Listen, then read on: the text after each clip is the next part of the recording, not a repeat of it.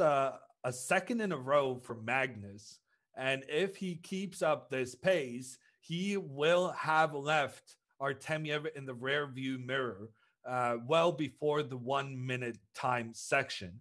So Artemiev now not only having to face a bad trend in the match, he also desperately needs to start winning because right now the match is slipping away from him. Yeah, and this is the biggest, G4. This is the biggest lead of the day if you're just tuning in. Vladislav Artemiev was actually the first to win today in the beginning of the 5-1 segment. So, and it's been some great chess from the Russian, but Magnus doing what Magnus does, as the chat says, Angry Magnus OP, right? We need like an Angry Magnus Hulk emote. Oh, wait, I got one of those. He's not quite angry, but, you know. I keep him. Anytime I think I'm doing something good at chess.com, I just take a look at this face staring at me over there in my room, and then I know I'm not. I'll be here all week. Don't forget to tip your waitress. Okay. Back to this position. What's going on? I have no idea. I have especially no idea after that move from Magnus. If I'm Artemiev now, I'm exchanging my bishop for the knight. Yeah. But then Magnus exchanges. There's trickiness going on right now, Danny. Oh, no, he did. I thought he might take with the pawn and just leave this. Just what a weird bleeping setup over here. Is this like... This makes you wonder if there was like a mouse slip or something, right? When you look at the position, you go, how did the pawn get on G4? Like... Yeah, but at the same time, it's very creative play from Artemiev. Yeah. And it's clear that he wants to take Magnus into the forest and have a little talk with him and then see if they both return unscathed. It's typical play, especially against someone who's shown poor time management, to put them in a situation where they need to think for themselves and cannot rely on opening moves that they know in advance.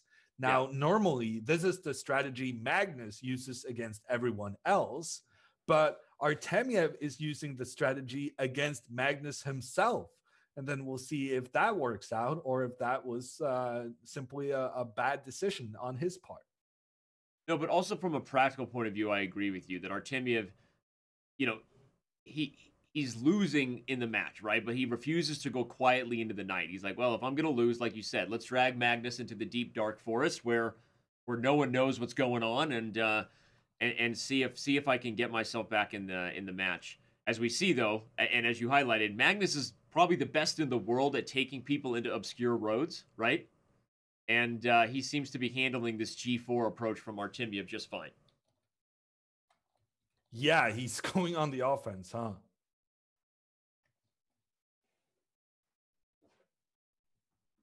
Yeah, A5. What's he going to do? You know what he's going to do? He's going to play King B7. He's going to put a rook on A8. He's going to play A4. He's going to open the A file. He's going to drop the queen like it's hot. He's going to do dirty things over here. Magnus found his mojo. There's no doubting it. Right? And now A4 coming in. And if that pawn is captured, Magnus is going to bring the knight to B6. Oh. And it's going to be a disaster.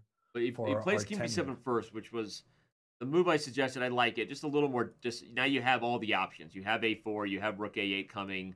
You can slow jam it Jamie Foxx style with Rook A8 and Knight B6 to prepare A4. Or you can go all in with A4 right away. But I agree with what you said. Magnus's mojo is back. Artemiev is in trouble. Yeah, and Artemiev now voluntarily opening up the position around his own king, but he feels like he has to do it in order to kind of get his pieces into defensive positions around his own king. And Magnus can now win a pawn by capturing the white pawn, giving a check, after which Magnus is, Artemiev is forced to take with his rook. And then Magnus can use his pawn to attack that rook and force it away. And it seems like Magnus is going for this variation. And I think Artemiev now going to sacrifice his rook for Magnus's knight. which is not what you want to do when you're down by 3 games in this format. But maybe it's something you were forced to do. Yeah, I thought he would do it too, but instead he's going to give up the pawn with check. Maybe he says, after you take it, I've actually got kind of a solid defensive setup finally. I am going to bring the other rook to d1 and double on the d file. Well, knight d2 is the idea, with the knight moving over to the other side, saying that, well, I can try to attack your king as well. However, this has cost Artemiev a pawn. Oh, but look at the time. Magnus is down to 30 seconds and his king is exposed. This is the kind of situation where Magnus is going to be very tilted if he loses this on account of having such a good position previously. So if Artemiev can turn this around, that would be a huge boost for him, but also really stop that momentum Magnus had going. I think f6 just walked into knight takes e5, Hammer. Call me crazy, just don't call me Shirley. I think Magnus had knight e1, by the way. Maybe crazy move that would have used those doubled rooks. Yeah, knight e5. What's going on here? I don't think Magnus saw that. You see the reaction. He looks in at his 19 seconds on the clock. We got scrambled eggs here, people. Buckle up. And Magnus is screaming at his monitor. Yeah. Which is hilarious.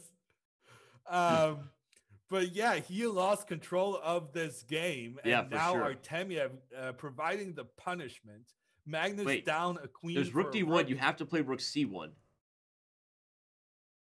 Yeah, this fell apart. Artemiev doing a Magnus Carlsen, saving something from nothing. And if he wins this game, we will still have a match, ladies and gentlemen. Artemiev not going quietly into the night. Queen up the board, putting pressure on Black's knight. Magnus will have to defend with his king. And then the queen infiltrates in F7 behind is coming. The pieces. Kind of a creative defense there. I know the eval bar gets better for white, but I kind of like the awkward... Oh, never mind. A5's falling. I don't like the awkward blockade. Well, I think Artemiev is just going to move his king into the rook's path. By the way, queen a5 put a blunder knight e3 check with a draw, which was crazy. So Artemiev sees that and gets the king out of danger. What a brilliant heads-up play with 4 seconds on the clock. Yeah, but it's still not over. Magnus's rook is still able to put some pressure on white's king, although the white queen doing its job of picking up pawns on the other side of the board. Oh my gosh, what is going on here? Is Magnus going to hold this? 5 seconds on the clock? No G5, way, right? What a move. Check and pawn. Check and queen. Check and queen, yeah. But Magnus is still fighting because he has a pass pawn of his own. Not easy with only 3 seconds. Well, Artemiev should take that pawn. Yeah, and he does so. Oh, but now the queen comes in a blockading position, and Magnus's knight is too far away to put pressure on the queen. Ooh, but Magnus coming with the second pawn. C3 and C2. Oh my god, he blundered a draw! Oh my gosh! What in the world? Oh my gosh! How did he Magnus do that? Saves the oh my game. god! What just happened? What a save! The knight up against the queen, and the knight he's gonna win. He's got a fork on e7. Oh my god, he's got the skewer if you take. How did he do that? 97. It's winning. The queen check, and Magnus gets the fork. Magnus gets the win. How on earth did he get the win there? He had a knight against the queen, and the knight wins the game. Okay. Have you seen anything like that before? Bring back the analysis board and bring back the funk. Look at this position. Lights up a queen. But it was right here. King f5, c4. And I think you had to play king e4. You had to stop the move c3. But apparently even king f5 was no good.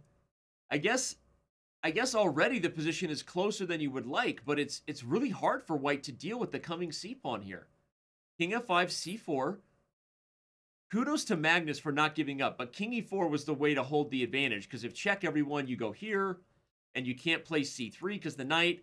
So when Artemiev doesn't play king e4, all of a sudden the eval bar says no longer a win. In fact, it's a draw. But he didn't even get the draw. He didn't even get the draw. What? You should have played queen takes b2, maybe? I don't even know. But all I know is Magnus just won with a knight versus a queen.